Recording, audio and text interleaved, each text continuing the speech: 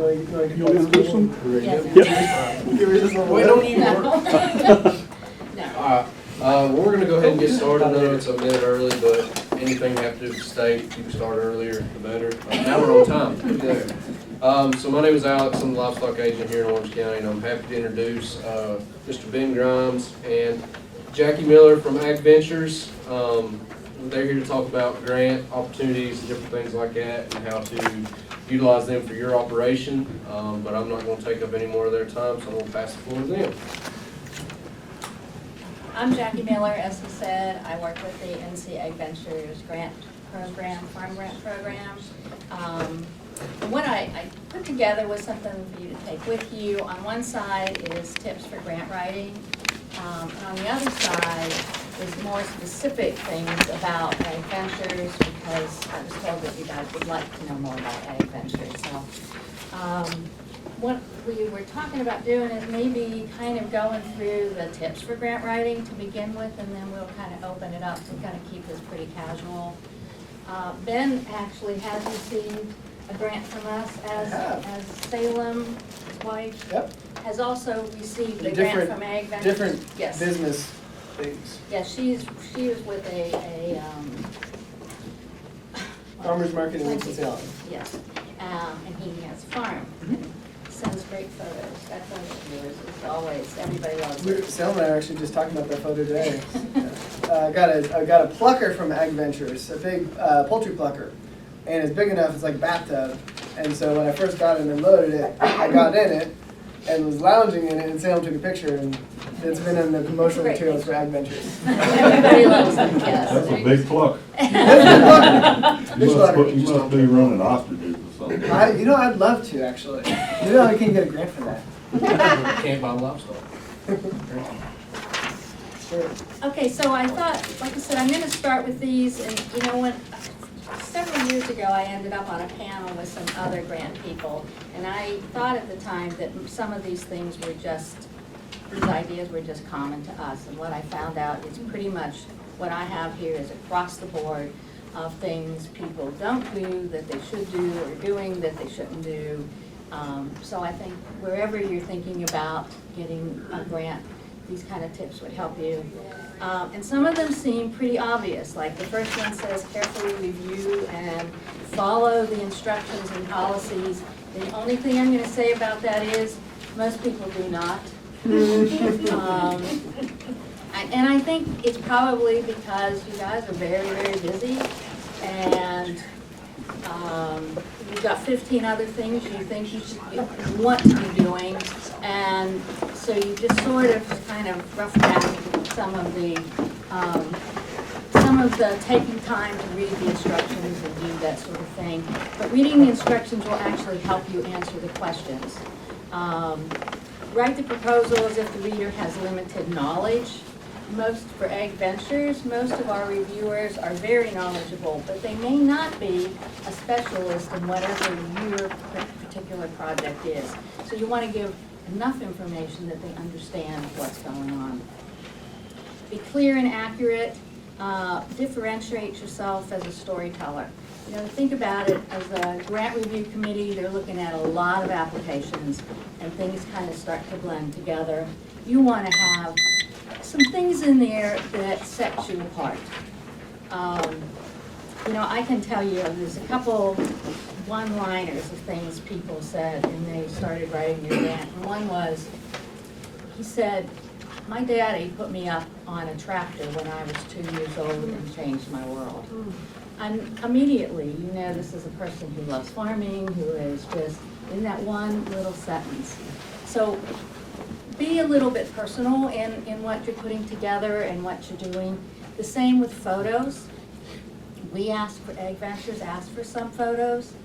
And the photos should be something that shows what you're proud of, what you've accomplished on the farm. Sometimes we get photos of a piece of equipment.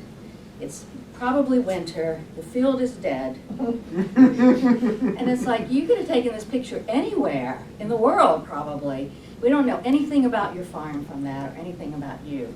So, you know, bring in what you're proud of. If you are working with livestock, show some pictures of your livestock. If you are, growing crops, then show some of your crops. And, when they're, if you've grown strawberries, a basket of strawberries, something to show what your project is and what you want to be doing. Jackie, I think in my experience, like, we as farmers, we are our own worst enemies a lot of times.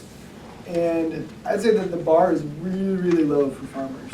And if you just do a moderate job, if you apply the same effort that you do to a grant as you do to, say, a high school essay, then you're probably doing really well. Because a lot of times, I'm sure you've seen these grants come in and they're just terrible. They're not put together, they're not thought through, there's not complete sentences.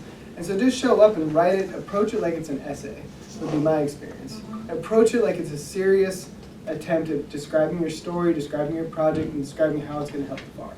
The bar is really low. And if you just... Which bar? The Sorry. bar for farmers. The bar for farmers? We or the- set or our the- bar really low. Or the Like ability a to lot get of- the grant? And, no, the bar for farmers. Got it. So, I think this applies to every industry in farming. If you just do the work and do it well, you're gonna shine in a field of farmers who just don't. Because I think as farmers, we tend to focus on what's happening in the field, and we don't communicate. And I think that can bleed into every industry that we do, but certainly with grant writing. I get a lot of feedback from customers like, oh wow, you emailed me back. I emailed 15 farmers and you're the only one that emailed back. And then I get the sale. The bar is really low, so show up, be diligent, do good work, and I think that speaks to a lot of what you're saying. Right. And I will, to go, what you were asking, with AgVentures, like occasionally, in a way it is low, in the sense that we're not expecting anybody to be a professional grant writer. In fact, every time I see somebody who does go get a professional grant writer, I do not believe it helps them.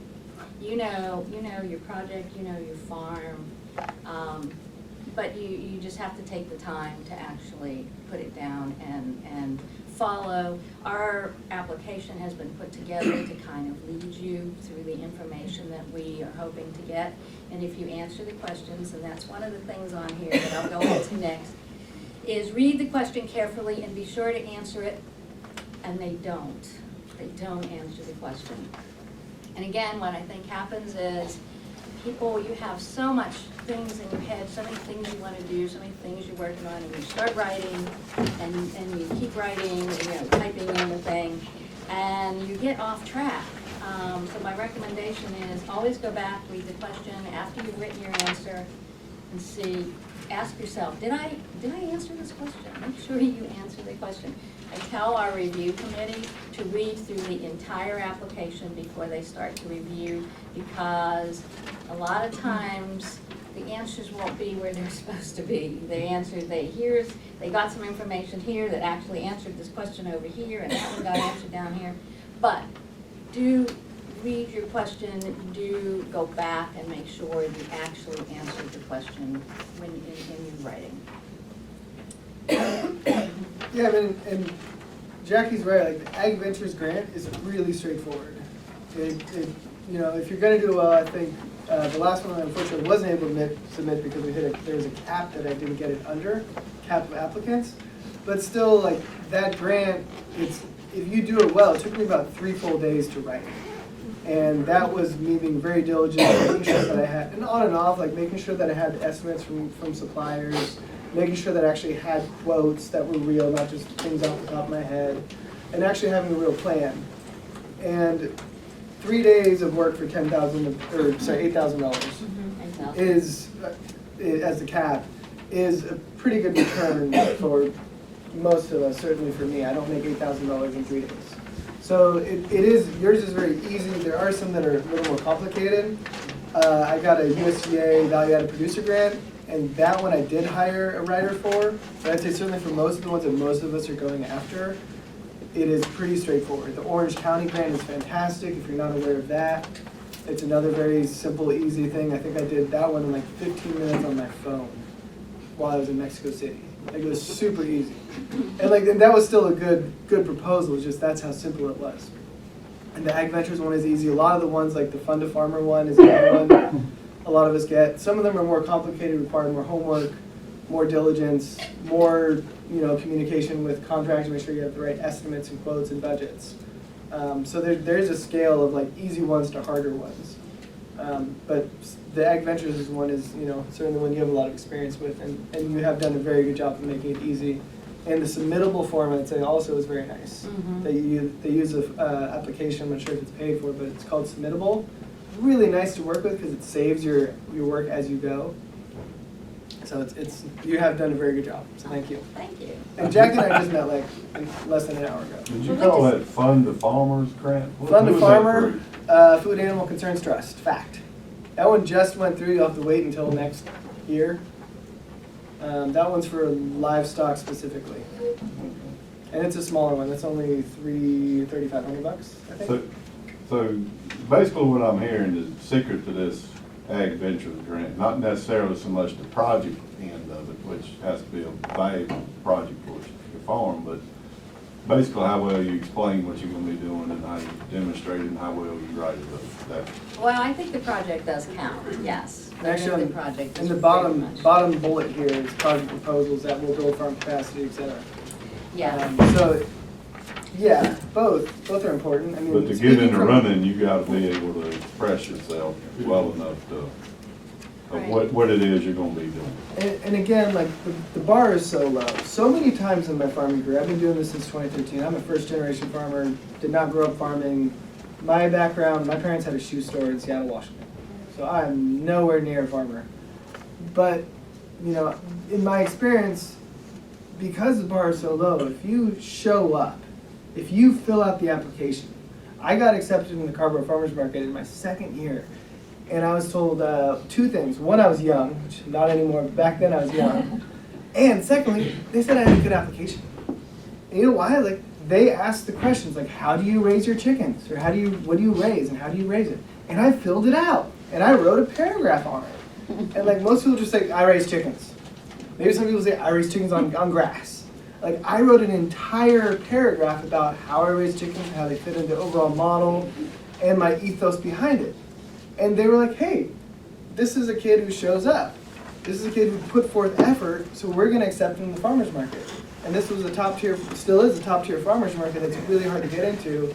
And I was able to get in my second year simply because I showed up. I think that's an important element. Most people just are not going to put forth any effort into what they do. And that applies to all elements, including, specifically today, grant writing. But having a proposal also helps. I mean, it's the 1-2 punch, right? Yeah. You gotta put forth an effort and do a good job, but you also have a proposal. I know that one thing that I have trouble with is, as a functioning farm, that this is my full-time thing, I'm not looking to grow into like a new venture. And so one of the things that I run into with some of these grants is the inability to just get funding for what I'm already doing, that I need to come up with a new proposal, a new project, a new source of revenue, or use something that, byproduct on the farm towards something. I think that's somewhere like at my scale I'm hitting a ceiling at, because I don't want to grow anymore. I don't want to do something new. I have a working model. And so how do I, tap into these opportunities without, I guess, bludgeoning myself with too many ventures? But I don't think that's a capacity for most of you guys, but that is something that I personally deal with, and I'd love to hear your feedback either now or at some point in the conversation. Yeah, I mean, it's interesting. I have a couple thoughts on that, but let's kind of finish going through this a little bit, and then we can kind of work around to that. But it sort of ties into everything you're saying. One of the things on here is to focus more on solutions than problems. So what we also find is people start writing about what's wrong, what they want to fix. And they write and they write and they write. They write 5 or 6 paragraphs. And then they say almost nothing about what they want to do to fix it. And I don't know if they get tired of writing or if they just think it's obvious or whatever, but you want to kind of do it opposite. You want to do a little bit about the problem, and then a lot more about how you're going to fix that problem, how you're going to use the grant to provide a solution to the problem you're trying to correct. Make sure your budget makes sense. Recruit an objective reviewer after you've worked on your application, and we highly recommend that you be working with an NC an NC State Extension agent. This is an NC State Extension program. And we feel like when you are working with an agent, you're getting the best technical advice, you're getting the latest information, because they're always being educated through the university. They know what's going on in the community, they can tell you about other resources. Honestly, I feel like working with an agent is better than getting a grant, because they are there all year round to help you, they keep you from making expensive mistakes, and their services are free. So you should definitely work with them on your project idea and then on the application. Some other just things that we do, we ask for reference letters, and we provide sort of a little thing of what the people say, what are we supposed to write, and there's a little thing in there that tells you what information they should write. You should pick people who know your products, maybe people you sell products to, somebody who can speak to what you were doing on your farm.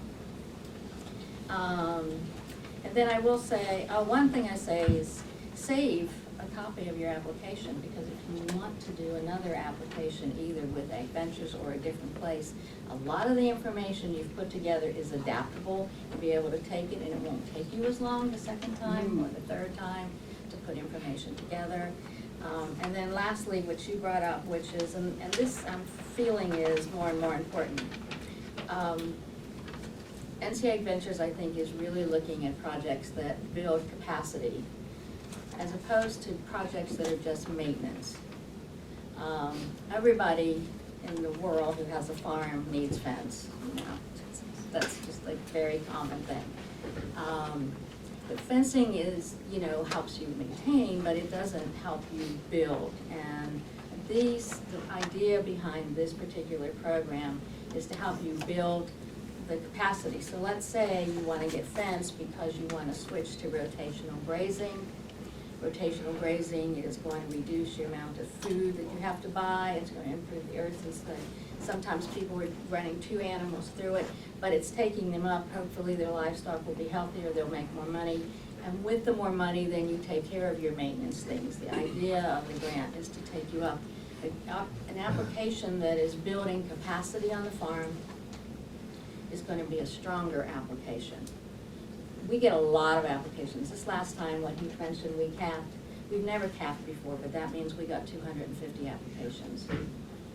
It's very, very, very competitive. We gave out 68 grants, not because there weren't good applications.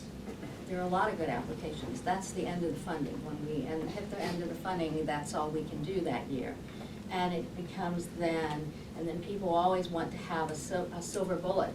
What could I have done? How could I have fixed this? And a lot of times there isn't that. It's, some applications are stronger than others.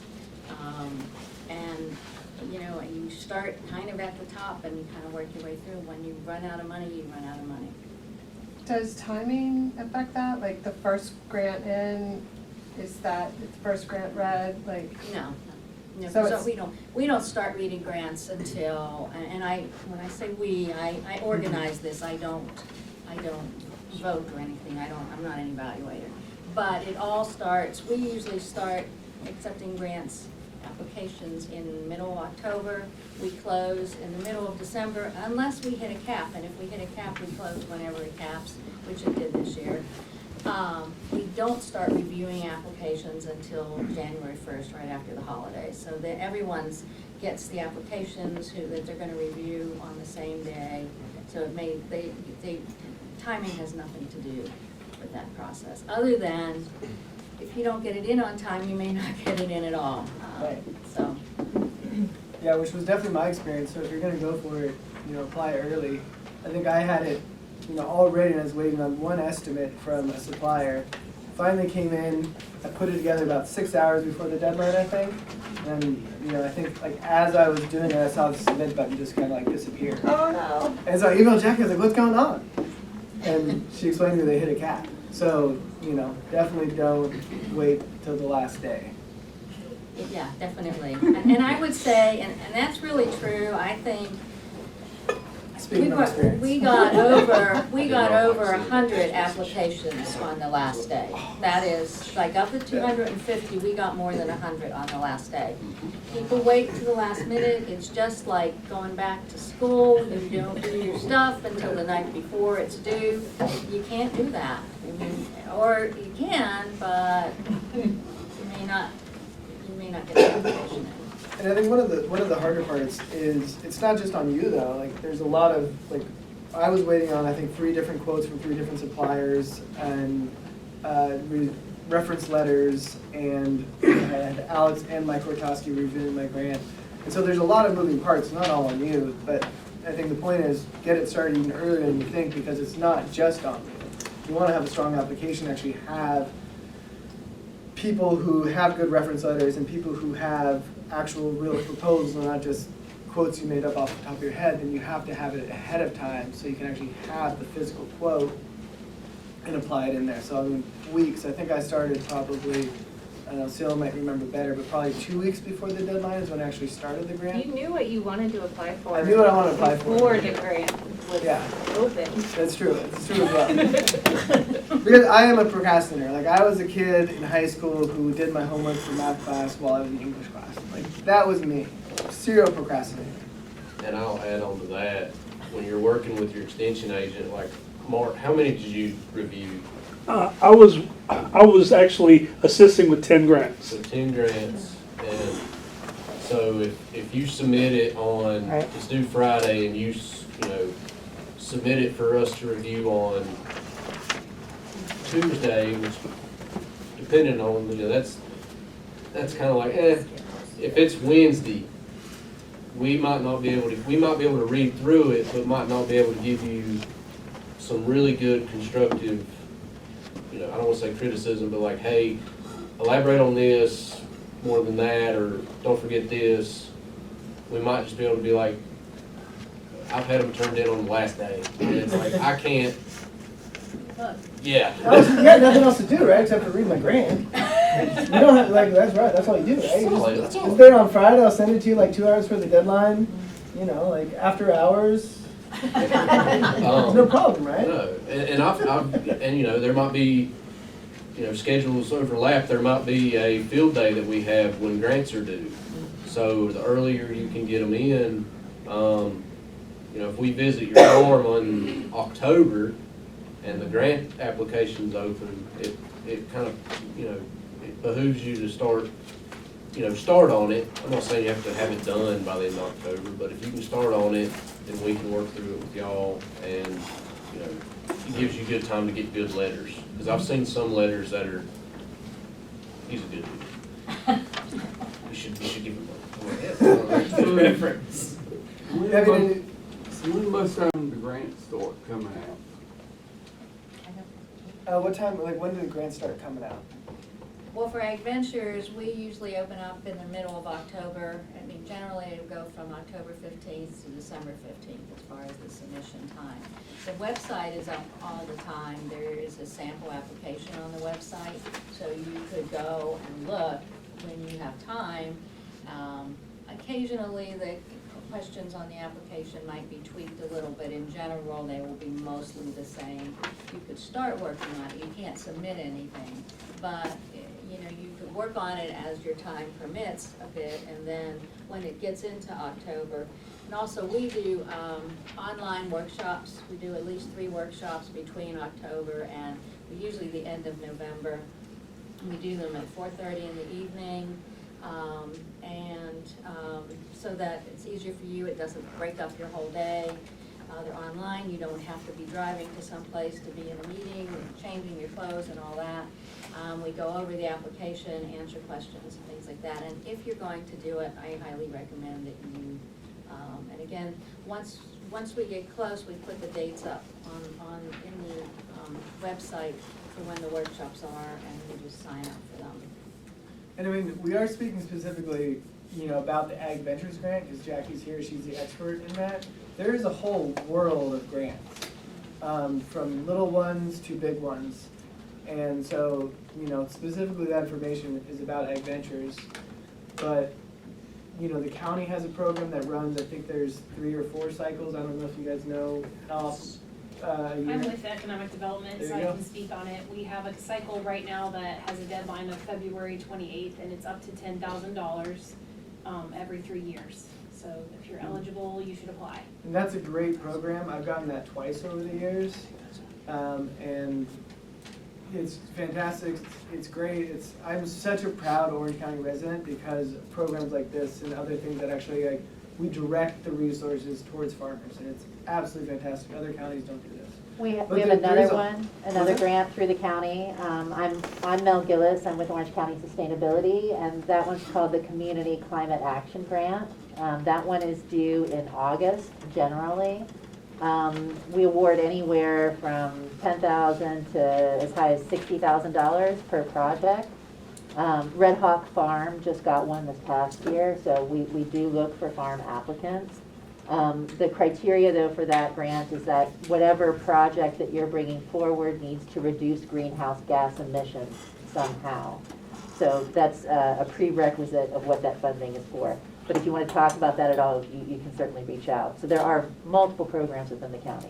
And there's national ones, there's private organizations that do things. I've got one browser on my phone right now for like some kind of regenerative private organization, I forget, like carbon, climate, something or other.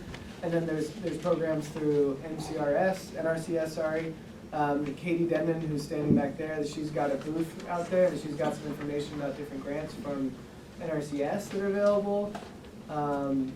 I had a grant, it was a really great grant through USDA, and they gave me like, I forget, $3,000 off the top of the bat, and then it was supposed to be $2,500 a year for the next 3 years just to address, it was Climate Smart program or something like that. Brooke Rollins, our current USDA commissioner, said it was a slush fund, which it absolutely was, but so much of farming subsidies are slush funds, so who cares? It was a slush fund that actually went towards good things, because that's what we all need as farmers, is like help with cash flow, help with, you know, equipment, fencing, tires, whatever it might be.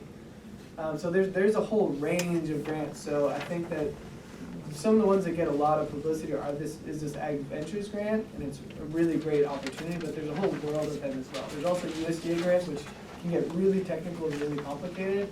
I did hire a grant writer for that one, and I'm really happy I did. That was $250,000 over 3 years to cover anything post-processing. That's a fantastic grant. I would not have been able to do that myself. That is like writing a PhD thesis. It was so complicated.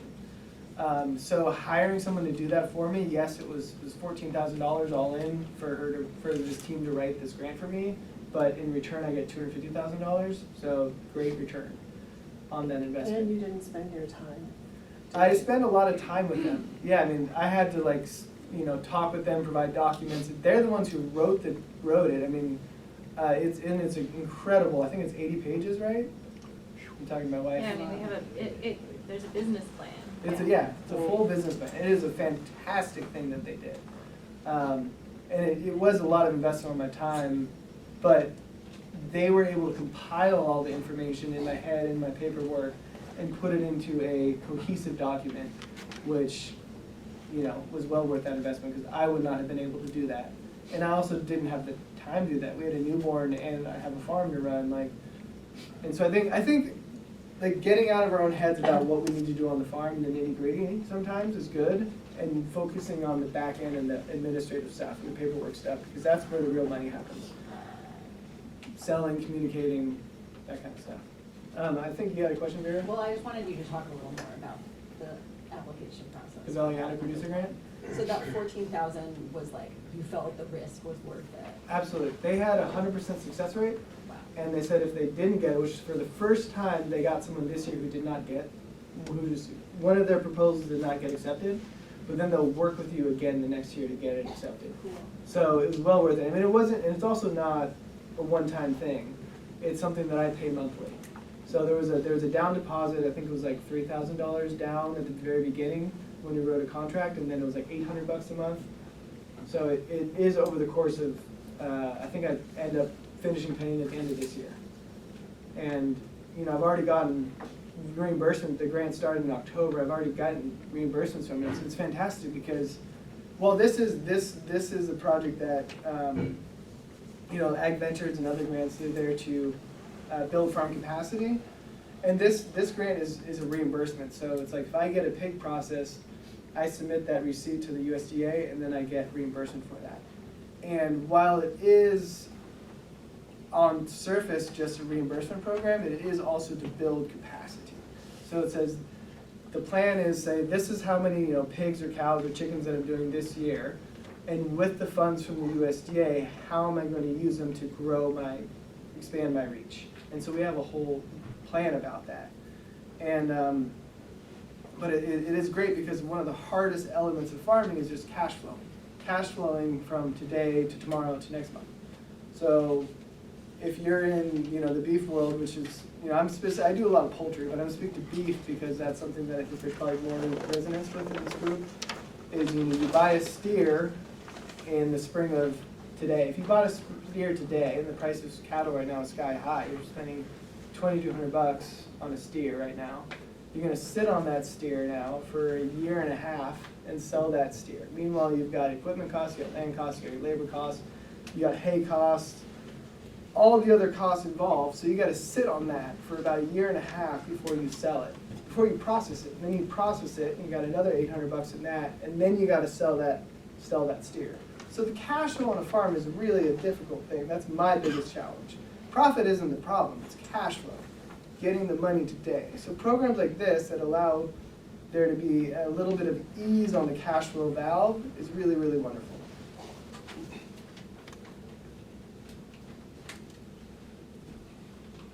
Question, how many guys are farming right now? I see a few people I recognize.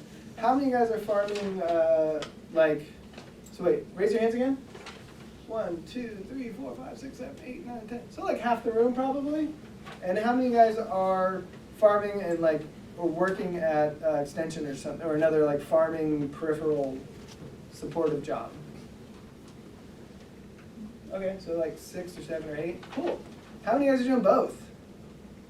Or farming in another job? Doesn't matter what the job is. Yeah. Yeah. Cool. I think that's great information, just to know who we're talking to. How did you find the grant writer? Roundabout way, let's see. I had met someone else at a conference who was like a web development company. And they wanted $10,000 to make a website. And I thought that was silly. And so they were like, well, we know this one group who can get a value-added producer grant, and then they cover the entire cost of building a website off of that grant. And I said, hey, cool. So I emailed them, and then it went after that. It snowballed after that. And I will say with this company, they're called Sustaining Farmers, LLC. They're a fantastic group of 2 women, amazing group. They were saying, it's just getting so much harder now to write this grant with current administration shanking of programs that it is, they're not going to keep pursuing it. So, And do you worry about that, the grant being retracted? I do. So actually, yeah, Sam and I were just talking about this because there's some things in my budget. I'm like, do I really need this, new $6,000 scalder for processing poultry? I already have a very nice scalder. Do I need the upgrade to it? Probably not. But is the carpet getting pulled out from under me? So should I just spend the money now so that I have it, so that if next year the program is next month, tomorrow, the program is cut, then I at least have something out of it. Absolutely. And I think that a lot of us were hurt when that happened. My wife more so than me, they were counting on a lot of funding for her farmer's market that was just completely removed. I was a little bit hurt. Lyndon's sitting here too. A lot of the grant money I was selling to Durham Public Schools, we were doing chicken there, and a lot of that grant funding got pulled. I think the LFPP money is what it was, and so that was a third of my, between that and the county food bank, that was a third of my production of poultry was just pulled out at the beginning of last year. So yes, the recklessness of the approach towards this grant money is something that anyone who has USDA funding or is in the NIH world or any other world that was involved in federal funding knows how quickly things can change right now. And so absolutely that is on my mind, is just maximize what I can right now, enjoy it for what it is, but recognize that it could just be axed at any moment.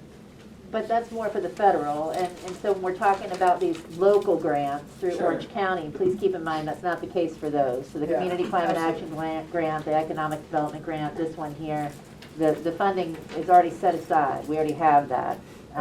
Yep. And I think for AgVentures, it's tobacco trust fund money, correct? Yeah. It is, yes.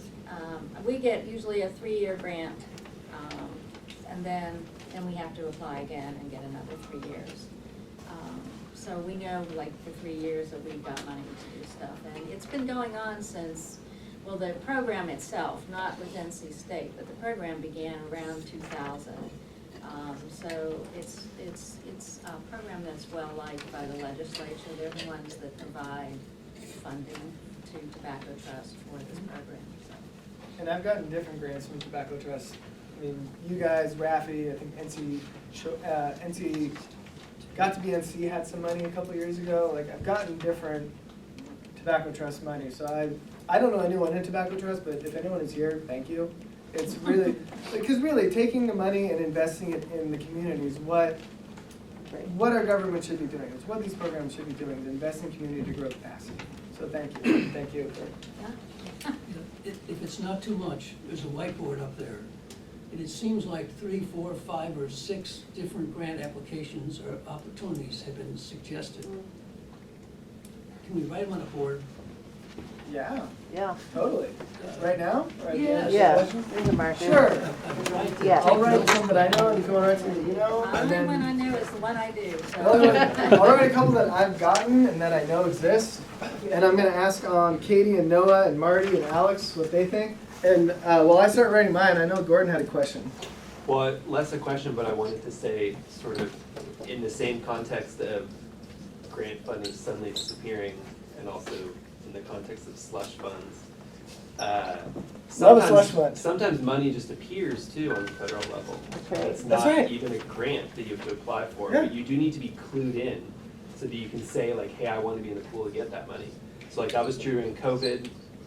There were big pools of money that were distributed to farmers, and you had to be, in the USDA system, and you need to be set up to receive that money. But if you were set up to receive that money, you could just say like, oh yeah, I'm a farmer, like I'll take some of that, and it shows up in your bank account. If you're a vegetable producer, or a specialty crop producer, there was another round of that happened last year through the massive program. And I only heard about those because I from other farms, or I just make sure to read the newsletters that organizations are sending out and stuff like that. So, Absolutely. just pay attention. Sometimes federal money suddenly appears quietly and then shows up in your bank account. Absolutely. I mean, and do your homework. Gordon, example of that I remember was in the beginning of COVID, there was you had the PPP money, but then there was also Pandemic relief. pandemic Yeah, relief. Was that the one that was $10,000 or something at the beginning of each year? That was fantastic. Very Because again, I still owe feed bills from last fall, and it's April. Sorry, I won't pay them off probably till April. So that's 6 months of cash flow and feed.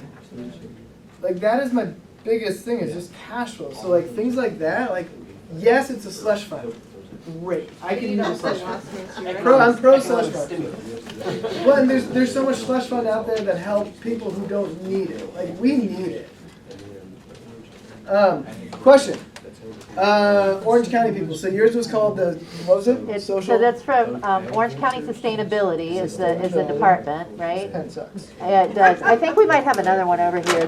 No. We Oh, sent no, them it went. That was even worse. That one's called CCAG is what it's called. It's